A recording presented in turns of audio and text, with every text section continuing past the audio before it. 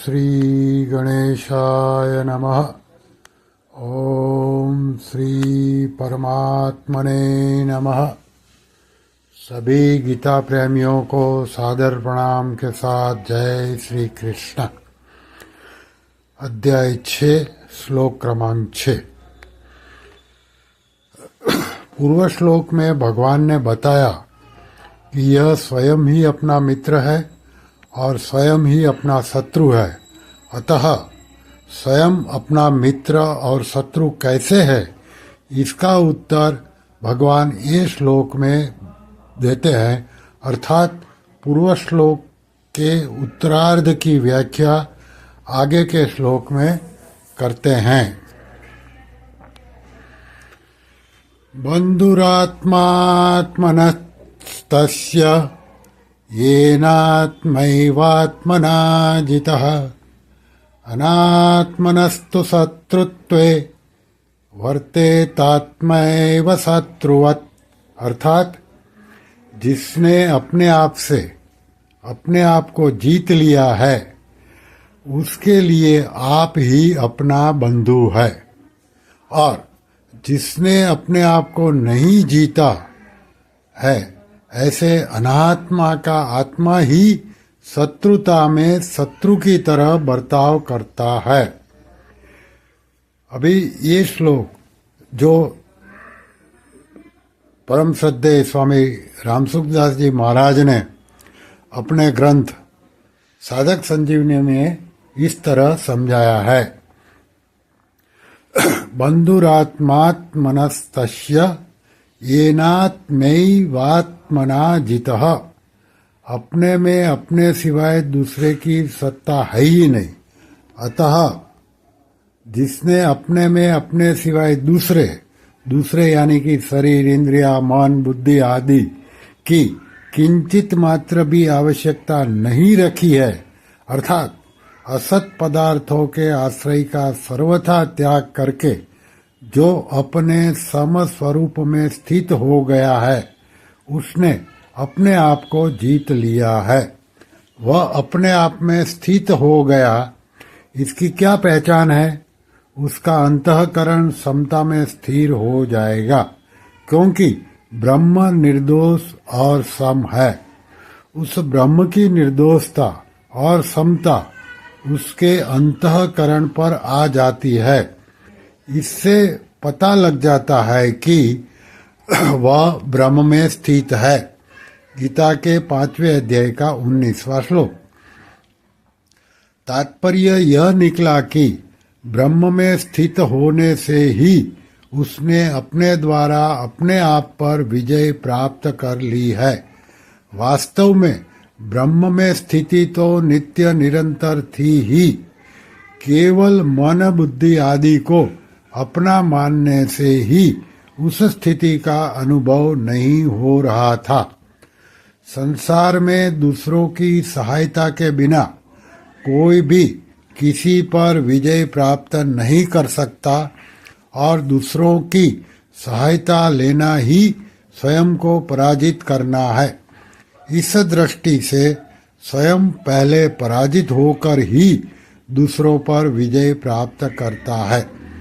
जैसे कोई अस्त्र शस्त्रों से दूसरे को पराजित करता है तो वह दूसरों को पराजित करने में अपने लिए अस्त्र शस्त्रों की आवश्यकता मानता है, अतः स्वयं अस्त्र शस्त्रों से पराजित ही हुआ। कोई शास्त्र के द्वारा, बुद्धि के द्वारा शास्त्रार्थ करके दूसरों पर विजय प्राप्त करता है तो स्वयं पहले शास्त्र और बुद्धि से पराजित होता ही है और होना ही पड़ेगा। तात्पर्य यह निकला कि जो किसी भी साधन से जिस किसी पर भी विजय करता है वह अपने आप को ही पराजित करता है। स्वयं पराजित हुए बिना दूसरों पर कभी कोई विजय कर नहीं सकता, यह नियम है। अतः जो अपने लिए दूसरों की किंचित मात्र भी आवश्यकता नहीं समझता वही अपने आप से अपने आप पर विजय प्राप्त करता है और वही स्वयं अपना बंधु है। अनात्मनस्तु शत्रुत्वे वर्तेतात्मैव शत्रुवत्। जो अपने सिवाय दूसरों की अर्थात शरीर, इंद्रिया, मन, बुद्धि, धन, वैभव, राज्य, जमीन, घर, पद, अधिकार आदि की अपने लिए आवश्यकता मानता है, वही अनात्मा है। तात्पर्य है कि जो अपना स्वरूप नहीं है, आत्मा नहीं है, उसको अपने लिए आवश्यकता और सहायक समझता है तथा उसको अपना स्वरूप मान लेता है। ऐसा अनात्म होकर जो किसी भी प्राकृत पदार्थ को अपना समझता है, वह आप ही अपने साथ शत्रुता का बर्ताव करता है। यद्यपि वह यही समझता है कि मन, बुद्धि आदि को अपना मानकर मैंने उन पर अपना आधिपत्य कर लिया है, उन पर विजय प्राप्त कर ली है, तथापि वास्तव में उनको अपना मानने से वह खुद ही पराजित हुआ है। तात्पर्य यह निकला कि दूसरों से पराजित होकर अपनी विजय समझना ही अपने साथ शत्रुता का वर्ताव करना है। शत्रुत्वे कहने में भाव यह है कि जो अपना नहीं है, उसमें मैं और मेरापन का संबंध मानना अपने साथ शत्रुपने में मुख्य हेतु है। इससे यह सिद्ध हुआ कि स्वयं प्रकृतिजन्य पदार्थों के साथ अपना संबंध स्थापित कर लेता है, यहीं से शत्रुता शुरू होती है। मनुष्य प्राकृत वस्तुओं पर जितना जितना अधिकार जमाता चला जाता है, उतना उतना वह अपने आप को पराधीन बनाता चला जाता है। उसमें भी वह मान, बड़ाई, कीर्ति आदि चाहता है और अधिक से अधिक पतन की तरफ जाता है। उसको देखना तो यही है कि मैं अच्छा कर रहा हूँ, मेरी उन्नति हो रही है, पर बात बिल्कुल उल्टी है। वास्तव में वह अपने साथ अपनी शत्रुता को ही बढ़ा रहा है। बड़े आश्चर्य की बात है कि जो मानव शरीर जड़ता का सर्वथा त्याग करके केवल चिन्मयता की प्राप्ति के लिए मिला है, उसको भूलकर वह वर्तमान में तथा मरने के बाद भी मूर्ति, चित्र आदि के रूप में अपना नाम रूप कायम रहे, इस तरह जड़ता को महत्व देकर उसको स्थिर रखना चाहता है। इस तरह चिन्मय होकर भी जड़ता की दास्ता में फंसकर वह अपने साथ महान शत्रु का ही बर्ताव करता है।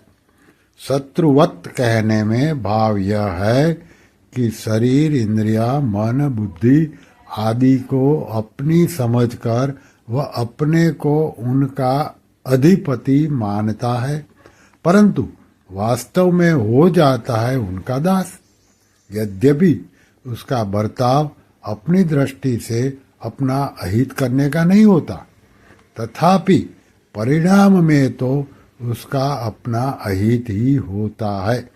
इसलिए भगवान ने कहा कि उसका बर्ताव अपने साथ शत्रुवत अर्थात शत्रुता की तरह होता है। तात्पर्य यह हुआ कि कोई भी मनुष्य अपनी दृष्टि से अपने साथ शत्रुता का बर्ताव नहीं करता, परंतु असत वस्तु का आश्रय लेकर मनुष्य अपने हित की दृष्टि से भी जो कुछ बर्ताव करता है, वह बर्ताव वास्तव में अपने साथ शत्रु की तरह ही होता है, क्योंकि असत वस्तु का आश्रय परिणाम में जन्म मृत्यु रूप महान दुख देने वाला है। श्री कृष्ण शरणम मम, श्री कृष्ण शरणम मम, श्री कृष्ण शरणम मम। ओम श्री कृष्णार्पणमस्तु।